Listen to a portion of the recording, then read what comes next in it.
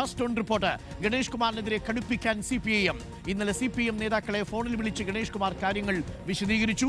കുടുംബ പ്രശ്നങ്ങളാണ് ആരോപണത്തിന് പിന്നിലെന്നും മാസങ്ങളായി ഭാര്യ തനിക്കൊപ്പമല്ല താമസമെന്നും ഗണേഷ് വിശദീകരിച്ചു. തെരഞ്ഞെടുപ്പ് കാലത്ത് രാഷ്ട്രീയമായി പ്രതിപക്ഷം ഉപയോഗിക്കുകയാണെന്നും വാദിച്ചു. എന്നാൽ ഗണേഷ് കുമാറിന്റെ വിശദീകരണം തൃപ്തികരമല്ലെന്നാണ് CPIM നിലപാട്. കടുത്ത തീരുമാനത്തിലേക്ക് നീങ്ങിയേക്കുമെന്നാണ് സൂചനകൾ.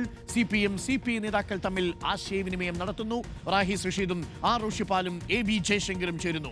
ആദ്യം റാഹിസ് റഷീദിലേക്ക്. Good morning Rahis Rasheed. Good morning റോഷിപ്പാൽ. Good morning Jayashankar. ഏറ്റവും പ്രധാനപ്പെട്ട ചോദ്യം, റാഹിസ് റഷീദ്, KB ഗണേഷ് കുമാർ പുറത്തേക്കാണ്.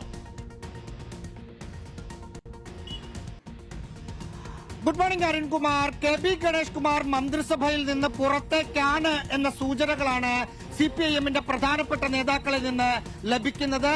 ഇന്നലെ വൈകുന്നേരം ഗണേഷ് കുമാർ പല CPIM നേതാക്കളുമായി ഫോണിൽ ബന്ധപ്പെട്ടിരുന്നു. അദ്ദേഹത്തിന്റെ വിശദീകരണം പറയാനാണ് കൂടുതൽ സമയം ചെലവഴിച്ചത്. 3 കാര്യങ്ങളാണ് ഗണേഷ് കുമാർ പറയുന്നത്. ഒന്ന്, കുടുംബപരമായ പ്രശ്നങ്ങളാണ് ബിന്ദു മേനോനും താനും തമ്മിലുള്ളത്. ആ പ്രശ്നങ്ങളുടെ അടിസ്ഥാനത്തിലാണ് ഇത്തരം ആരോപണങ്ങൾ വരുന്നത്. കഴിഞ്ഞ കുറച്ചു മാസങ്ങളായി ബിന്ദു മേനോൻ തനിക്കൊപ്പം വീട്ടിലല്ലായിരുന്നു താമസം, ഞങ്ങൾ പ്രശ്നങ്ങളിലായിരുന്നു, മാറി താമസിക്കുകയായിരുന്നു എന്ന കാരണം ഗണേഷ് കുമാർ പറയുന്നു. മറ്റൊന്ന്, തെരഞ്ഞെടുപ്പ് സമയമാണ്. ഈ വിവരങ്ങൾ കുറച്ചു കിട്ടിയ പ്രതിപക്ഷം രാഷ്ട്രീയമായി ഉപയോഗിക്കുകയാണ്.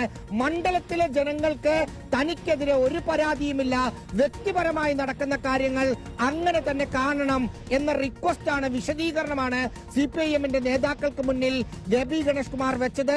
പക്ഷേ അത് അംഗീകരിക്കാൻ കഴിയുന്ന ഒരു വിശദീകരണമല്ല എന്ന നിലപാടിലാണ് CPIM നേതാക്കളുള്ളത്. അതിൽ പല തരത്തിലുള്ള പ്രശ്നങ്ങൾ ഗണേഷ് കുമാറിനെതിരെ മുമ്പ് ഉയർന്നിട്ടുണ്ട്. പലതും കണ്ടില്ലെന്ന് വെച്ചതാണ് എന്ന് പാർട്ടി പറയുന്നു. എന്ന് മാത്രമല്ല, തെരഞ്ഞെടുപ്പ് കാലമാണ്.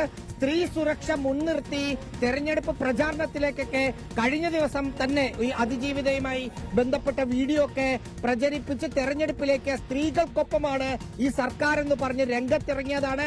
അതിനിടയിൽ ഇങ്ങനെ ഒരു കാര്യം വെച്ചുപൊറുപ്പിക്കേണ്ടതില്ല എന്ന നിലപാട് പാർട്ടി എടുത്തു എന്നാണ് മനസ്സിലാക്കുന്നത്.